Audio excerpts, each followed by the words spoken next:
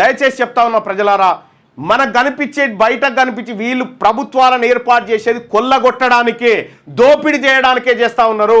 బీసీల బతుకులు మారాలన్నా, బీసీల తలరాతలు మారాలన్నా బీసీలు ఈ రాష్ట్రంలో అధికారంలోకి రావాల్సిందే.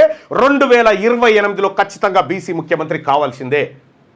దొరికిరు కదా ఎవడన్నా 5,000 రూపాయలు దొంగతనం చేస్తే వాళ్ళు తీసుకుపోయి చెంచలు కూడా జైల్లో కూర్చుండ పెడతారు. ఇప్పుడు దొంగలు దొరల లెక్క మాఫీ చేసుకొని మళ్ళా వాళ్ళకే కట్టలేకపోయినటువంటి కంపెనీ ఏదైతే ఉందో వాళ్ళకి మాఫీ చేసినాక, అయ్యో మరి కంపెనీ ఎవరికి ఇస్తారా, మళ్ళీ ఆయనకే ఇరని మళ్ళీ ఆయన పోయి మళ్ళా బ్యాంకుల దగ్గర మళ్ళా లోన్లు తెచ్చుకొని మళ్ళీ మోసం చేయడం.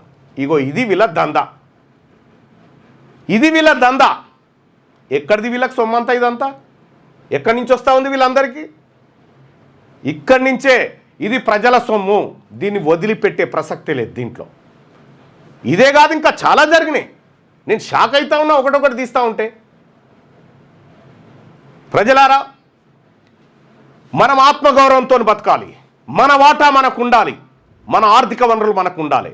ఈ దొంగల దగ్గర ఎవడెవడైతే ప్రజల సొమ్ము తిన్నడో పండబెట్టి కసరగక్కి తొక్కించినట్టు వాళ్ళ డబ్బంతా కక్కించాల్సిందే, ప్రజలకు పంచాల్సిందే. ఇది తెలంగాణ రాజ్యాధికార పార్టీ బలంగా నమ్ముతున్నమాట.